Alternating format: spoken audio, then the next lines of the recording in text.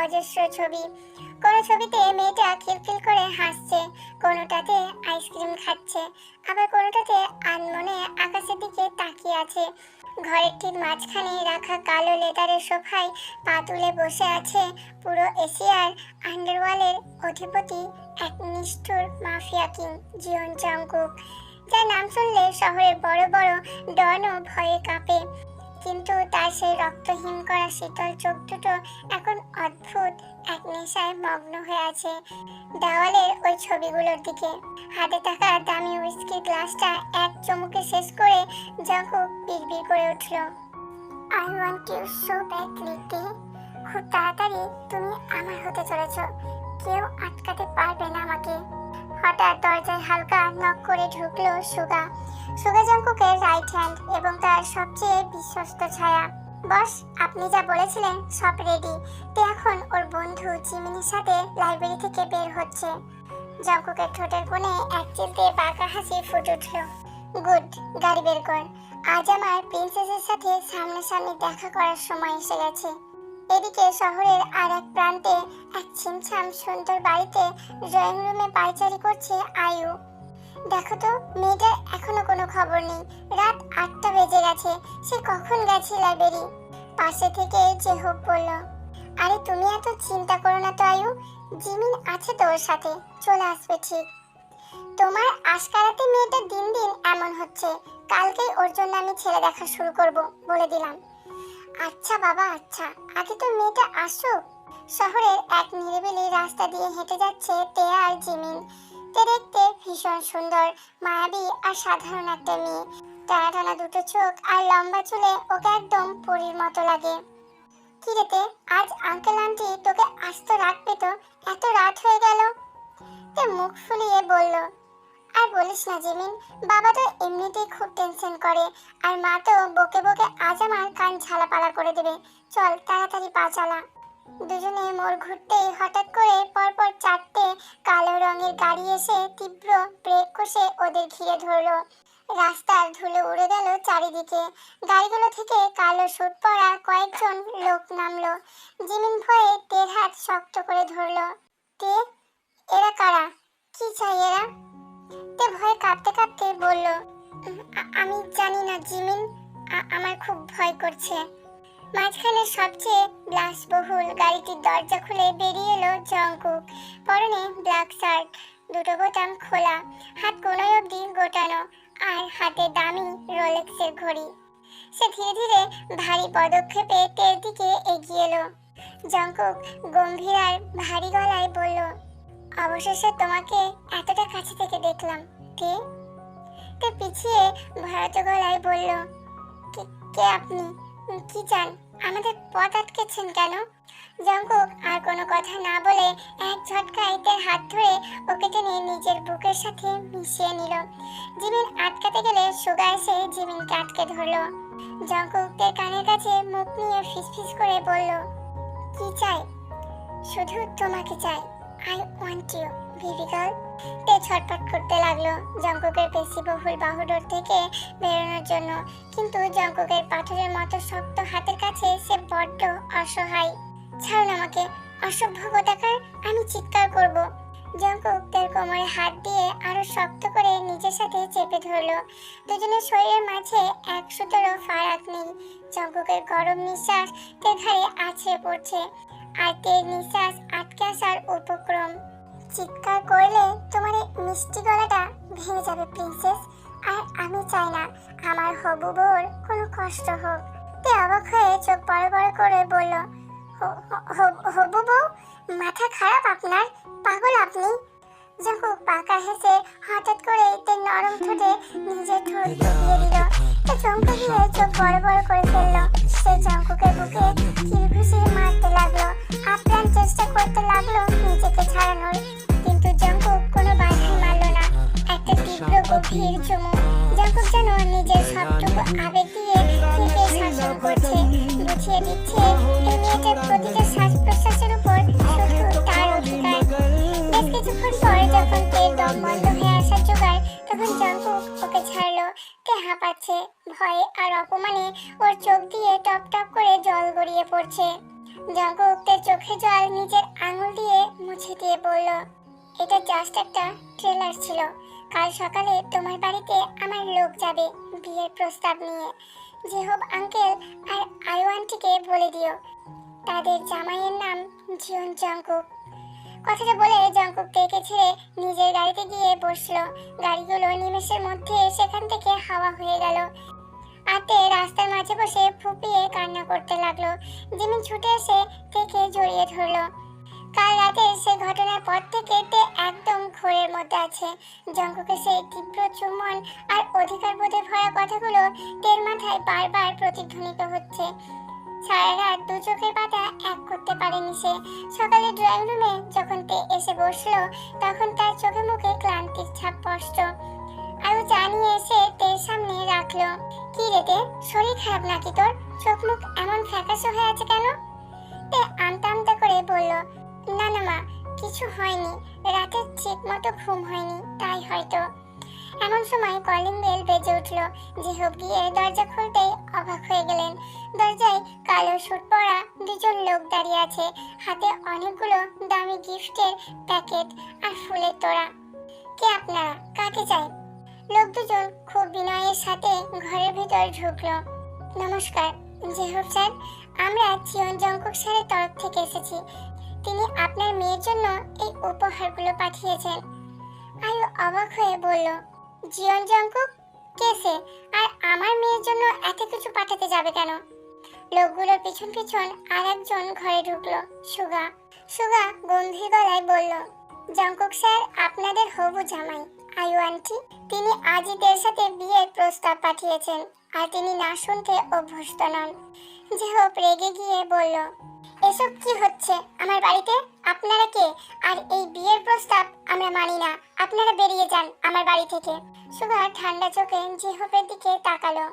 Sir, আমি আপনাদের ভালো চাই। জঙ্কুক স্যার যা চান তা তিনি পেয়েই ছাড়েন। আপনারা যদি রাজি না হন তবে তার ফল ভালো হবে না। তে এতক্ষণ চুপ করে সব শুনছিল। এবার সে আর নিজেকে আটকে রাখতে পারল না। আপনারা কি আমাকে বিক্রি করে দেওয়ার জিনিস ভেবেছেন? আমি আপনাদের ওই মাফিয়া বসকে বিয়ে করব না, কখনোই না। হঠাৎ দরজার কাছ থেকে একটা গম্ভীর ভরাট গলা ভেসে এলো। কখনোই না? কখনোই না শব্দটা আমার ডিকশনারিতে নেই প্রিন্সেস। সবাই চমকে দরজার দিকে তাকালো। জঙ্কুক দাঁড়িয়ে আছে সেখানে, পরনে ডার্ক ব্লু স্যুট, চোখে রেবেন সানগ্লাস। সে ধীরে ধীরে তের দিকে এগিয়ে এলো। তার সেই চাহনি দেখে তের বুকটা ধক করে উঠল। আপনি? আপনি কে? আর আমার বাড়িতে ঢোকার সাহস কি করে হলো আপনার? জঙ্কুক শান্ত অথচ হুমকিতে ভরা গলায় বলল, আমি কে সেটা জানার দরকার নেই, শুধু এটা জেনে রাখুন তে এখন আমার। জঙ্কুক তের হাত ধরে এক ঝটকায় নিচের দিকে টেনে নিল। তে আবার ছটফট করে উঠল। ছাড়ুন আমাকে, আপনারা সবাই মিলে আমার সাথে কেন এমন করছেন? আমি পুলিশ ডাকবো। জঙ্কুক তের কানের কাছে ফিসফিস করে বলল, পুলিশ ডাকো না, দেখি কে আসে। এই শহরের পুলিশ আমার পকেটে থাকে বেবি। জঙ্কুক থেকে 5 গলে করে তুলে নিল। আয়ু কান্না করতে করতে বলল, ছাড়ো আমার মেয়েকে, কোথায় নিয়ে যাচ্ছ ওকে? জঙ্কুক জেহব আর আয়ুর দিকে তাকিয়ে বলল, আপনাদের মেয়ে এখন আমার সাথে যাচ্ছে, চিন্তা করবেন না, ও ভালোই থাকবে। আর হ্যাঁ, বিয়ের শপিংটা আমি করিয়ে দেব। জঙ্কুক তেকে নিয়ে বাহিরে বেরিয়ে এলো। তে ক্রমাগত জঙ্কুকের বুকে কিল মারছে, তাকে ছাড়ানোর চেষ্টা করছে, কিন্তু জঙ্কুকের কাছে এসব যেন কিছুই না। সে তাকে নিচের গাড়িতে বসিয়ে দিল। তে কান্না করতে করতে বলল, আপনি একটা জানোয়ার, আমি ঘৃণা করি আপনাকে। গাড়ি স্টার্ট হতেই জঙ্কুক তের দিকে ফিরল। তের চোখে জল দেখে তার বুকটা কেমন যেন চিনচিন করে উঠল, কিন্তু সে তা প্রকাশ করলো না। সে তের মুখের কাছে মুখ নিয়ে এলো। ঘৃণা করো? করতে পারো, কিন্তু আমি তোমায় ভালোবাসি, আর আমার ভালোবাসা তোমাকে আমার করেই ছাড়বে।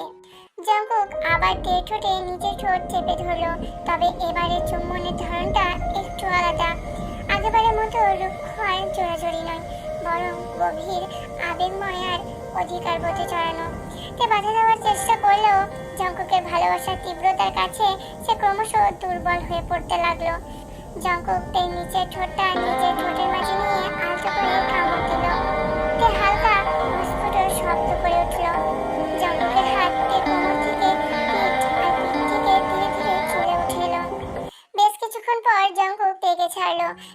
দুটো ফুলে লাল হয়ে আছে। সে বড় বড় চোখ করে জঙ্কুকের দিকে তাকিয়ে আছে।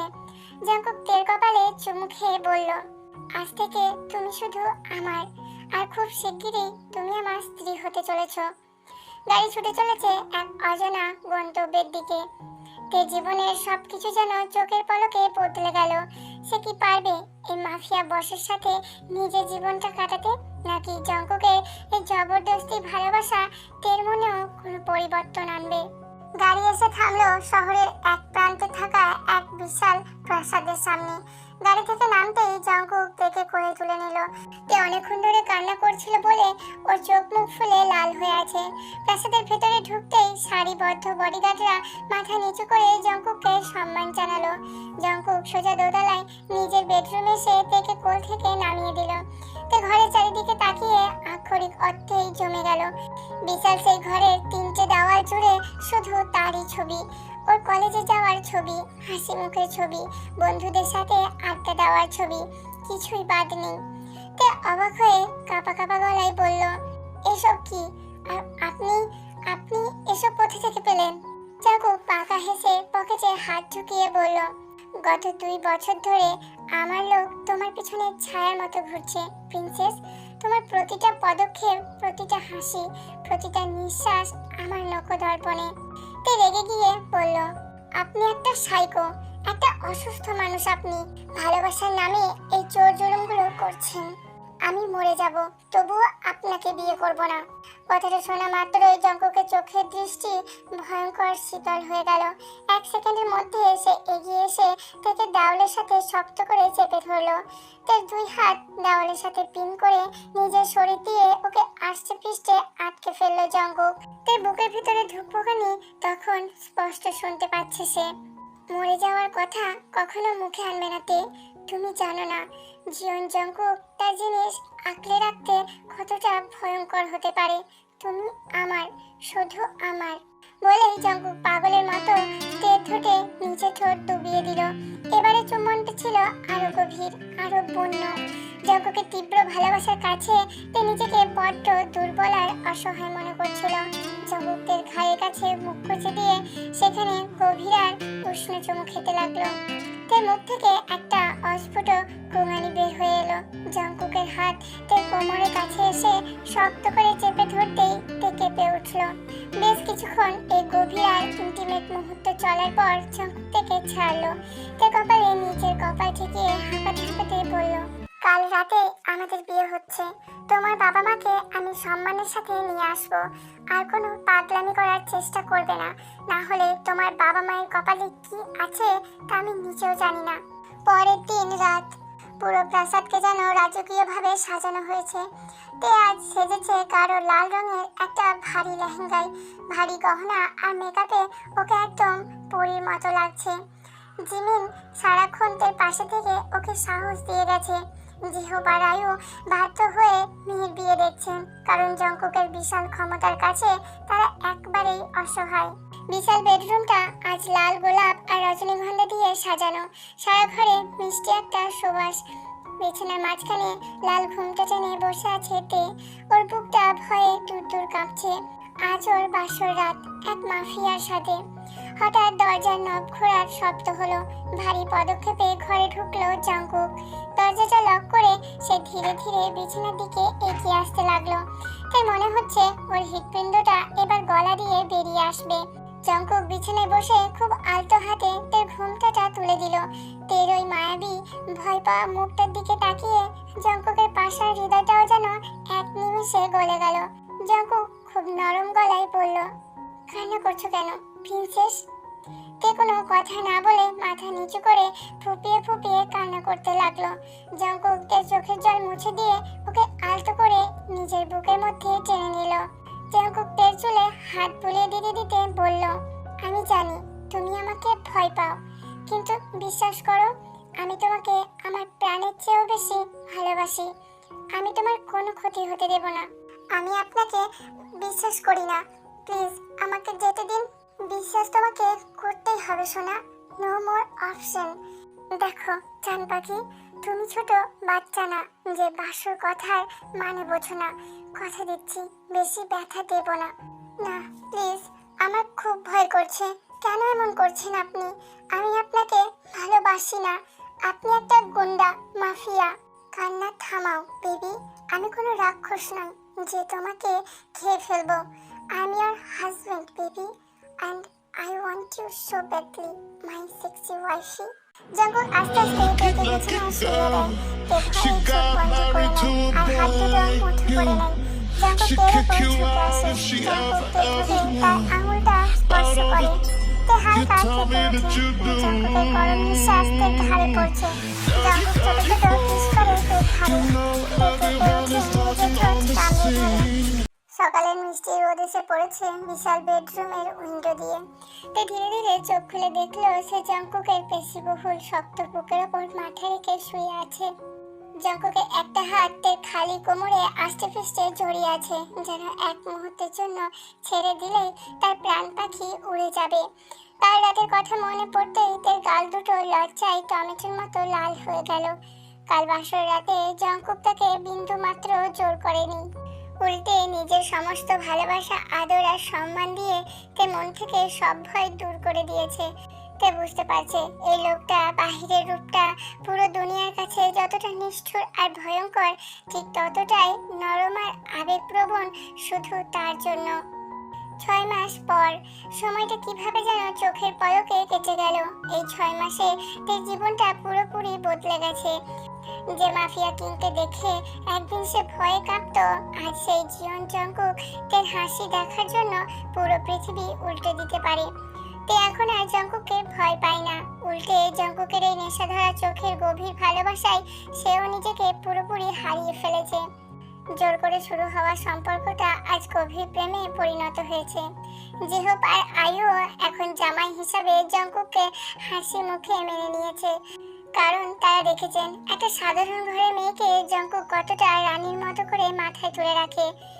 এদিকে সুগা আর তের বেস্ট ফ্রেন্ড জিমিনের মধ্যেও একটা মিষ্টি, খুনসুটি আর ভালোবাসার সম্পর্ক তৈরি হয়েছে। সুগার মতো গম্ভীর ছেলেও জিমিনের বকবকানি শুনে এখন মুচকি হাসে। আজ জঙ্কুকের জন্মদিন। তে সকাল থেকে নিজের হাতে জঙ্কুকের পছন্দের সব খাবার রান্না করেছে। রাতে একটা বিশেষ সারপ্রাইজ প্ল্যান করেছে সে। রাত 8টা বাজে। জঙ্কুক অফিস থেকে ফিরতেই পুরো বাড়ি অন্ধকার দেখে ভুরু কুঁচকে ফেলল। সুগা, গার্ডস, তে কোথায়? হঠাৎ করে ছাদের দিকে সিঁড়িতে নীল রঙের ফেয়ারি লাইট জ্বলে উঠল। জঙ্কুক পা চালিয়ে ছাদে যেতেই মুগ্ধ হয়ে দাঁড়িয়ে পড়ল। পুরো ছাদটা লাল গোলাপ আর ক্যান্ডেলের আলো দিয়ে সাজানো, আর ঠিক মাঝখানে দাঁড়িয়ে আছে তার জান, তার একমাত্র প্রিন্সেস। তার পরনে একটা গাঢ় লাল রঙের শাড়ি, স্লিভলেস ব্লাউজ, পিঠের অনেকটা অংশ উন্মুক্ত, চুলগুলো পরিপাটি করে খোপা করা, আর ঠোঁটে গাঢ় লিপস্টিক। জঙ্কুক ধীর পায়ে এগিয়ে গেল তের দিকে। তার চোখের দৃষ্টিতে আজ যেন দাবানল জ্বলছে। আমাকে পুরোপুরি পাগল করার জন্য এই রূপটাই কি যথেষ্ট নয়, মিসেস জিওন? তে লাজুক হেসে এগিয়ে গিয়ে জঙ্কুকের গলার কাছে 2 হাত রাখল। শুভ জন্মদিন আমার মাফিয়া কিং। আমি আপনাকে খুব ভালোবাসি জঙ্কুক। আমি আপনাকে এতটা ভালোবাসবো আমি নিজেও কখনো ভাবিনি। কথাটা শোনার সাথে সাথে জঙ্কুকের চোখে একটা অদ্ভুত প্রশান্তি আর অধিকার বোধ খেলে গেল। সে এক ঝটকায় তের চিকন কোমর ধরে নিজের বুকের সাথে শক্ত করে চেপে ধরলো। দুজনের শরীরের মাঝে 1 ইঞ্চি জায়গাও ফাঁক নেই।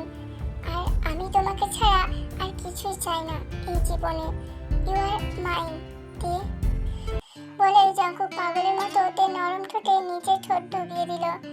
আজকের এই চুম্বনের কোনো জোর নেই, আছে শুধুই গভীর আর নিখাত ভালোবাসা। তেও আজ নিজেকে পুরোপুরি সঁপে দিল জঙ্কুকের বাহু ডোরে। নিজের 2 হাত দিয়ে জঙ্কুকের চুল খামচে ধরল। দুজনের ঠোঁট যেন একে অপরের সাথে এক অটুট বন্ধনে আবদ্ধ। জঙ্কুকের হাতে উন্মুক্ত পিঠে স্পর্শ করতেই তে শিউরে উঠল। জঙ্কুকের ঠোঁট ছেড়ে ঘাড়ে গলায় গভীর উষ্ণ চুম্বন এঁকে দিতে লাগলো। জঙ্কুক থেকে এক ঝটকায় কোলে তুলে নিয়ে সোজা বেডরুমের দিকে হাঁটা দিল। বিছানায় পরম আদরে শুয়ে দিয়ে সে তের উপর ঝুঁকে পড়ল। শাড়ির আঁচলটা ততক্ষণে খসে পড়েছে। আজকের রাতটা শুধু আমাদের, প্রিন্সেস, আই ওয়ান্ট ইউ। তো মুচকি এসে জাঙ্কুকের শার্টের কলার টেনে তাকে নিচের দিকে নামিয়ে আনলো। শুরু হলো তাদের ভালোবাসার এক নতুন ইন্টিমেট আর সুন্দর অধ্যায়। Lucky, lucky girl. She got married to a boy like you. She'd kick you out if she ever knew about all the you tell me that you do.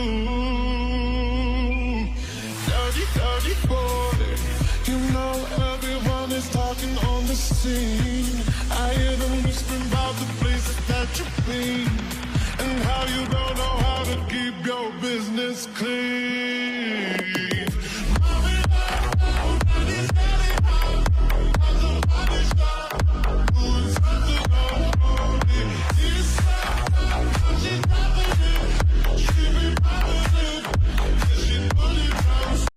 যে গল্পের শুরুটা ছিল ভয়, জেদ আর জোর জুলুম দিয়ে, আর তার পরিণতি হলো এক গভীর আর অটুট হ্যাপি এন্ডিংয়ে।